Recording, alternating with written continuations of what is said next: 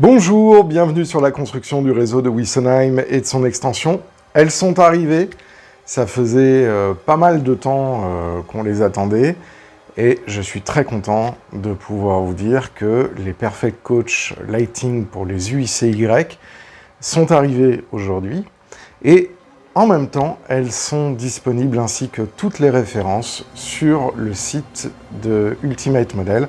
Je vous remets les liens en description en ce qui concerne le lien de parrainage ainsi que les réductions de 10%.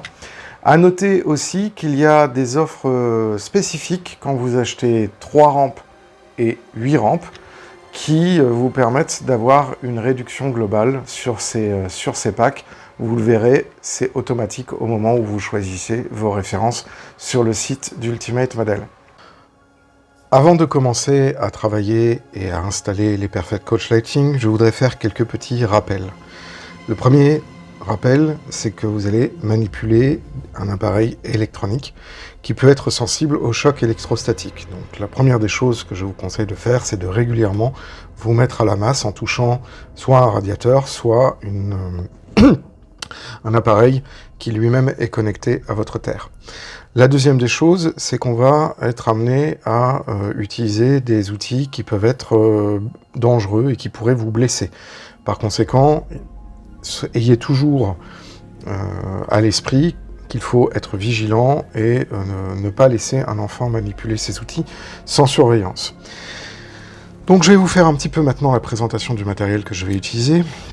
Et on va commencer par le fer à souder. Donc là, j'utilise la station de soudage qui a été envoyée par Ultimate Model. Vous pouvez la trouver sur leur site internet. Donc ça, ici, c'est un fer à souder avec une panne très très fine, une éponge qui a été mouillée au préalable, et on verra ensuite après en ce qui concerne la configuration de la station de soudage. Ensuite, de la brasure, donc là c'est une brasure qui a un diamètre de 0,51 mm avec 40% de plomb et 60% d'étain. Donc du coup, quand vous utilisez ce genre de soudure, assurez-vous de faire ça dans un espace qui est quand même ventilé, et lavez-vous les mains après avoir manipulé ce genre de matériel, par prudence. Ensuite, il vous faudra un dénudeur, une pince à dénuder, comme ceci. Il vous faudra aussi un jeu de pince coupante. Il vous faudra un autre jeu de pince coupante qui est là plus adapté pour les plastiques s'il y a des petits ergots à supprimer. Un disque à tronçonner pour votre Dremel. Des mèches de différents diamètres. Votre Dremel. Et vous pouvez avoir besoin, le cas échéant, peut-être aussi d'un scalpel. Voilà.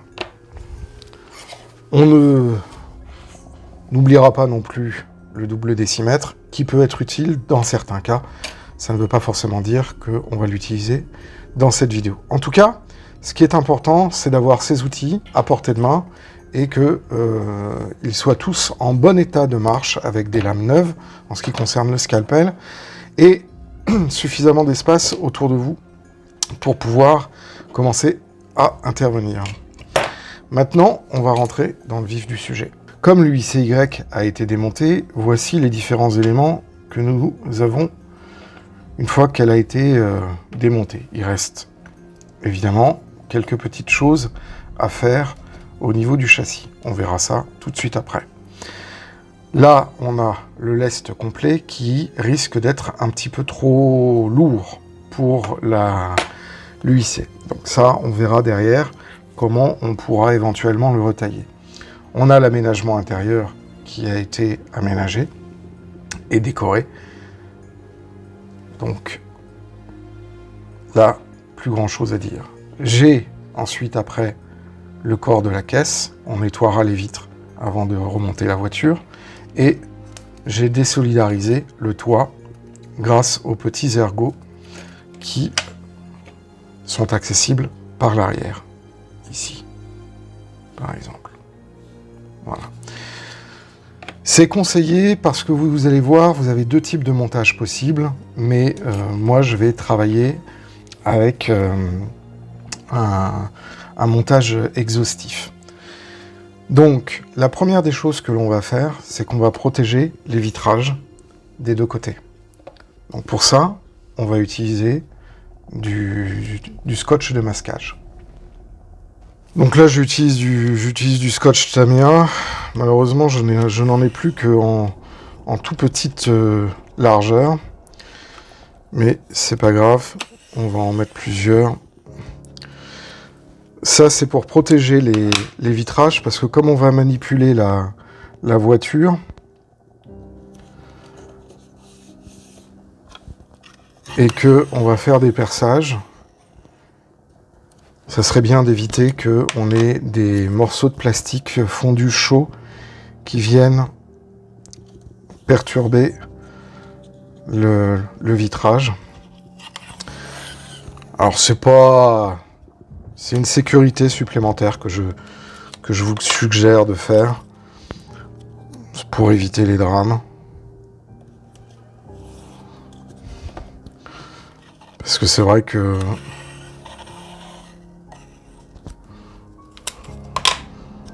toujours y arriver des petites pétouilles et ce serait dommage de...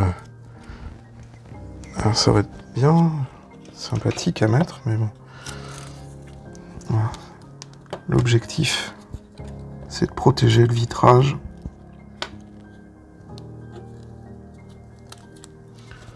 Surtout des endroits où on pourra être amené à percer.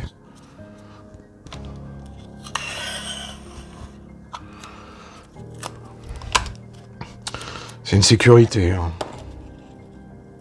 Là.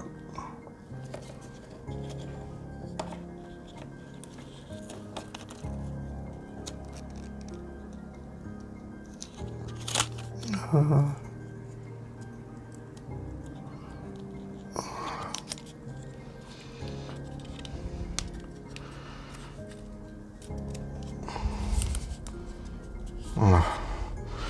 C'est vraiment une sécurité pour être tranquille. Hein.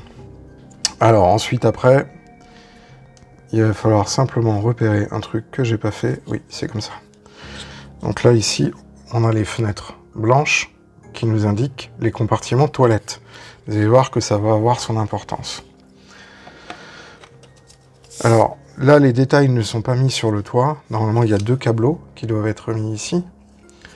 Donc, ainsi que des détaillages sur le châssis, mais ça, c'est un super détaillage qu'on fera ultérieurement. Donc, maintenant qu'on a tout ça, on va pouvoir commencer à s'occuper du châssis. Bon, il est temps de vous parler un petit peu de la bête. Donc voici la PCL complète.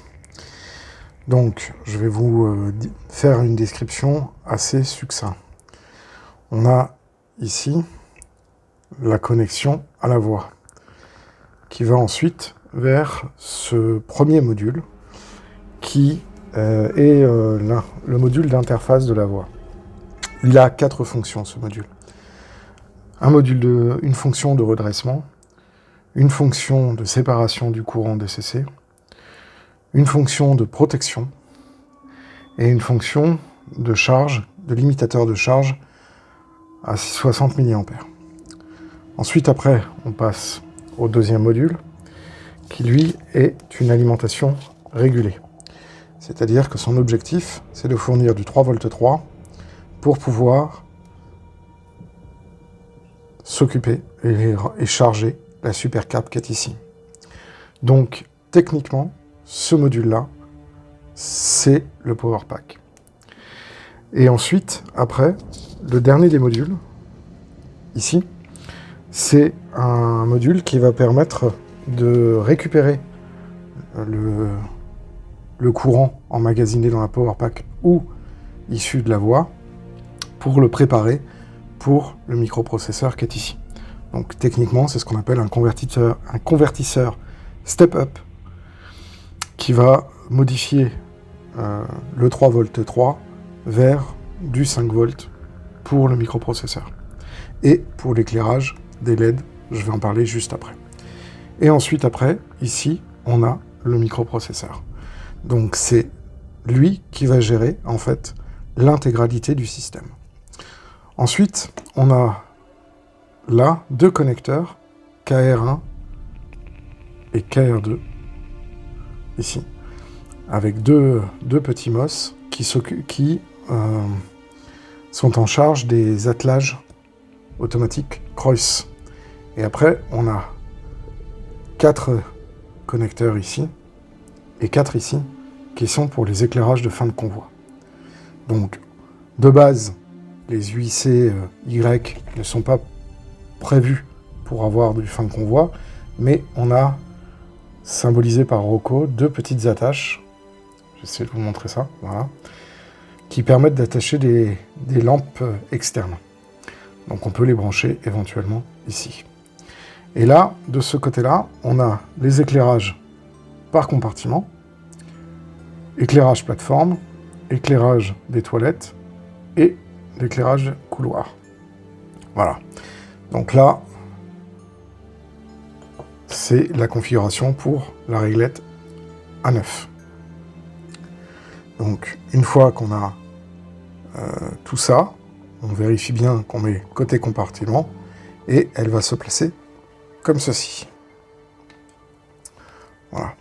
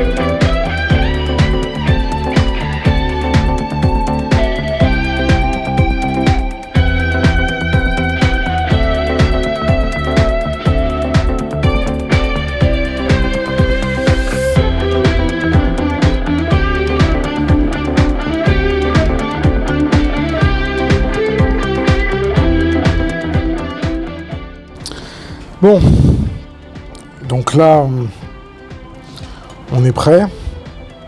On a les deux connecteurs ici. Je vais les dénuder un petit peu. Voilà.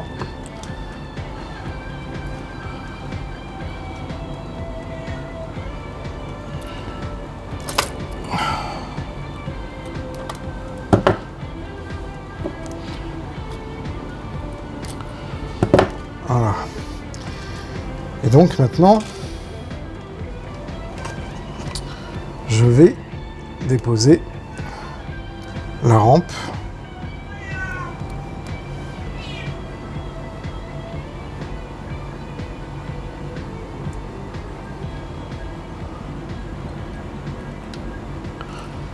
À son emplacement.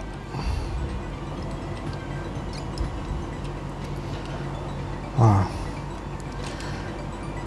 Et donc, celui-là vient sur le rail droit, alors que celui là-bas vient sur la pastille gauche. Donc TR1, c'est ici, et TR2, c'est là-bas. Donc je vais faire chauffer mon fer. Bon, donc là,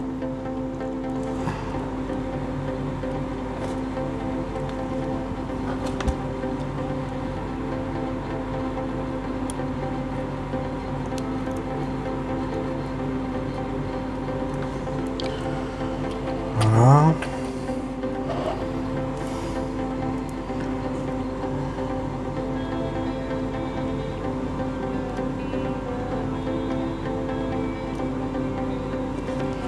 Voilà. Et donc, comme pour tout à l'heure, ah, j'ai oublié.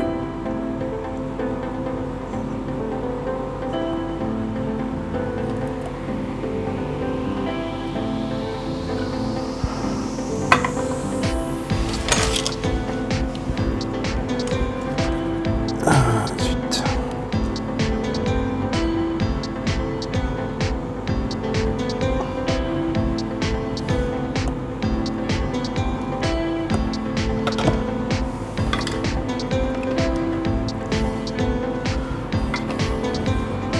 Hop, on nettoie le fer, on se met une petite goutte, on reprend.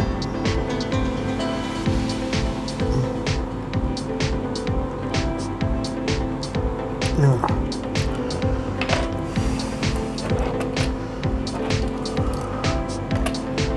Hop.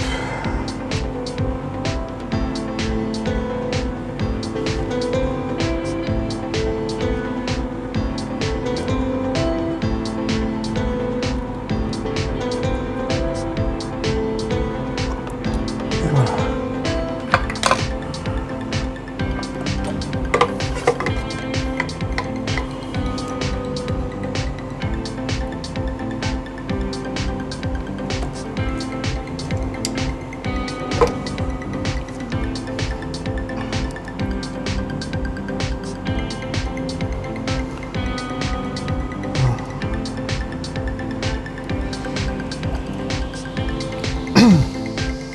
Alors, là maintenant,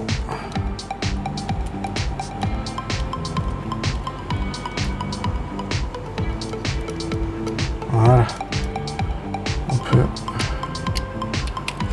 redescendre légèrement le fil,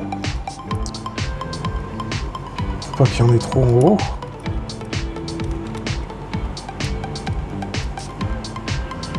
Vous allez me dire pourquoi j'ai mis autant de fils. En fait, il y a une raison assez simple.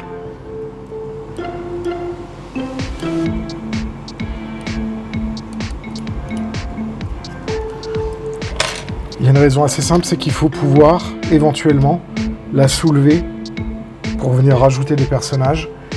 Et si j'étais trop court au niveau de mes fils, j'aurais été obligé de dessouder la rampe. Alors que là, il suffit simplement que je la soulève et j'ai suffisamment de fil pour pouvoir intervenir si je veux rajouter du détaillage ou pas. Voilà, donc à ce stade, normalement, elle devrait fonctionner.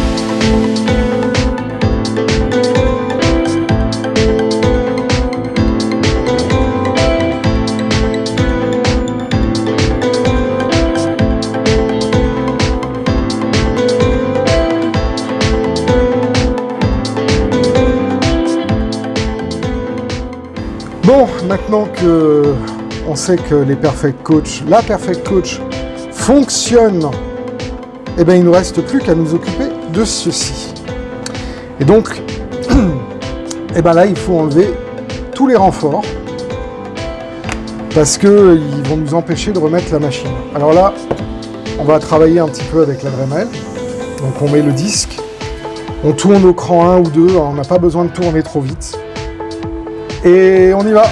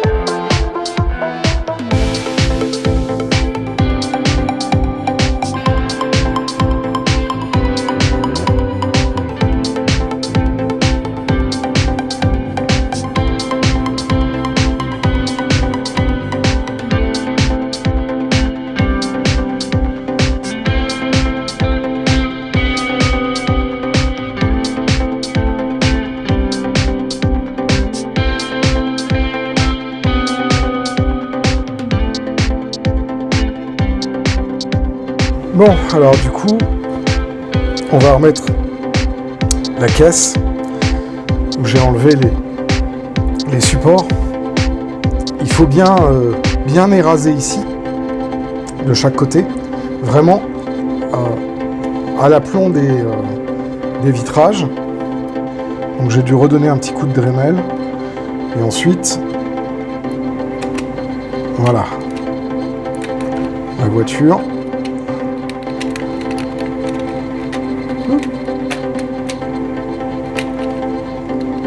On la remet.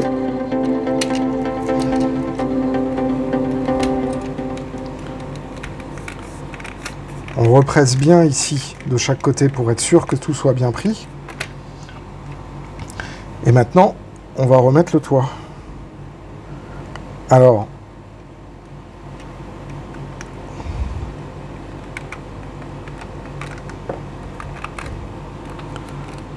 on va remettre le toit. Tac. Tac. Et voilà. Tout est bien mis.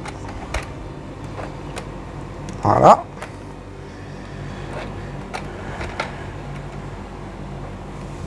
Alors évidemment, j'ai foutu mes traces de doigts partout. Et on va la remettre sur la voie de démonstration.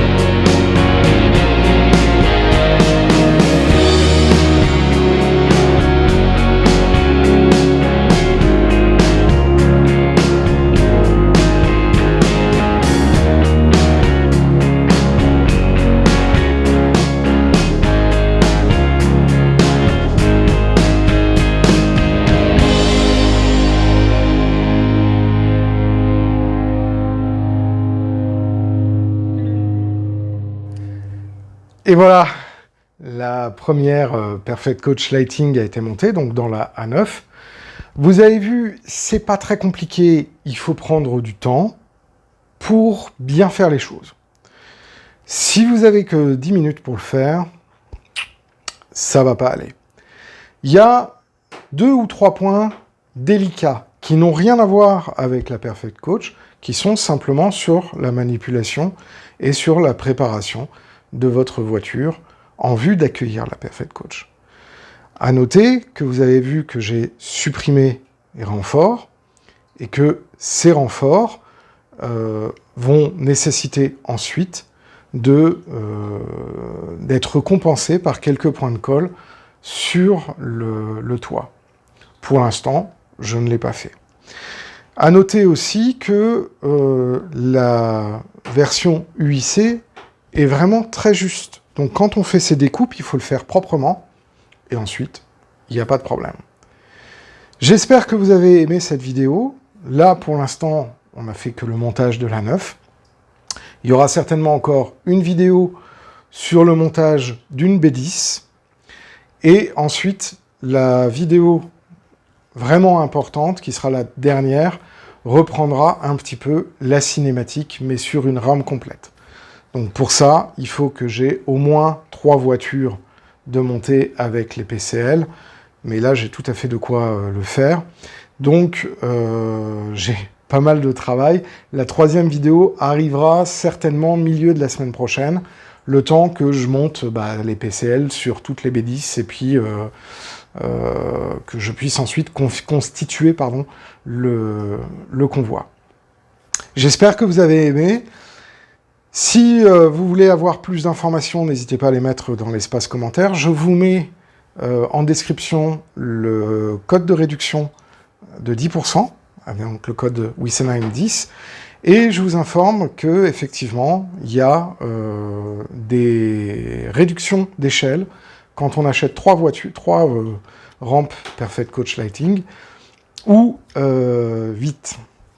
Maintenant, moi, mon ressenti, je suis très heureux de l'avoir, très heureux d'avoir les autres pour pouvoir faire les B10. Je remercie encore toutes les équipes d'Ultimate Model pour nous fournir un produit qui est vraiment à la hauteur des espérances, et ça me fait vraiment très très plaisir de pouvoir maintenant les déployer sur le réseau de Wiesenheim. Si vous avez encore vraiment des questions, n'hésitez pas. Je vous invite aussi à revoir le premier épisode qui montre un petit peu la technicité. Et puis, moi, je vous dis à très bientôt pour la suite de la construction du réseau de Wiesenheim et de son extension. Ciao!